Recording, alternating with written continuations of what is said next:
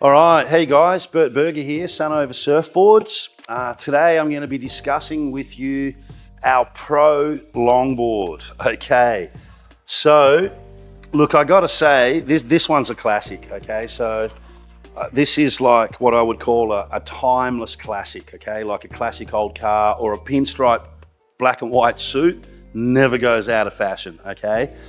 So this board here, wow, I mean, this goes all the way back to the 90s. I've got to say early 90s, it's like a 30-year-old model, and when you got something that goes this good, you just don't change it. And so we've just run this thing the whole time.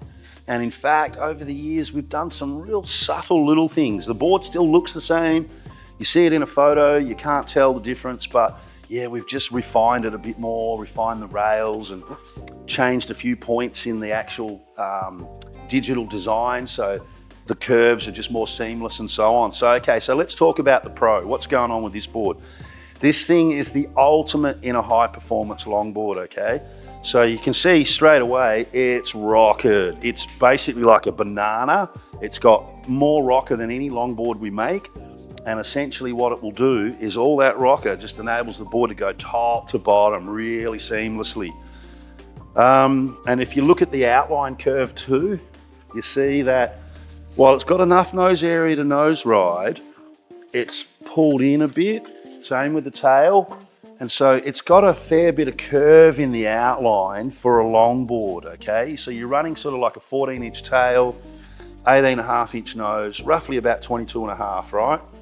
Curvy, performance-y outline. So that outline curve, super easy to go vert, nice tight cutties, hooks in the pocket, plenty of rocker as well. Nice and thin in the rails. This board's flexy, right?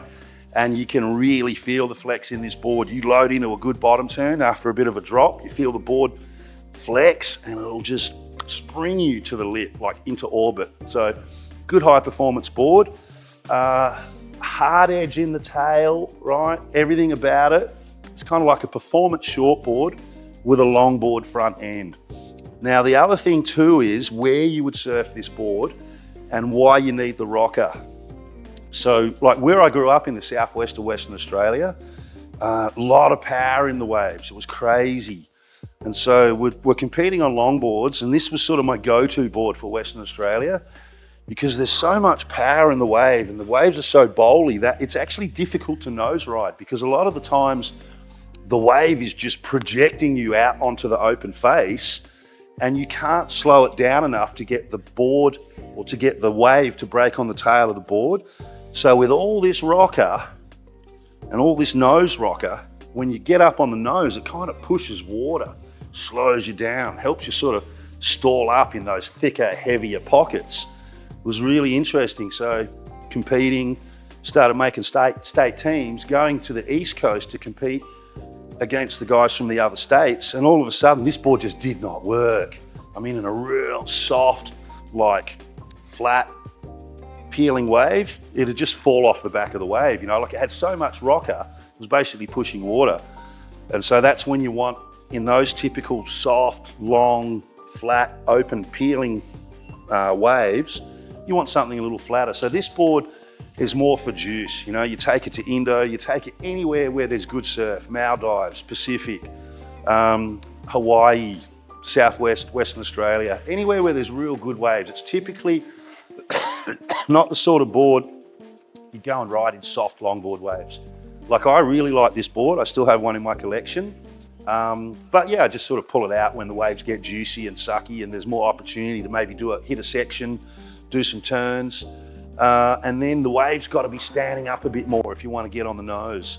So yeah, that's essentially it. Really high performance, rockered, curvy outline, plenty of flex, and that's it. Just what can I say? The Pro is just that. Look, I think anyone who is a serious longboarder, competitive longboarder, you really should have something like this in your collection.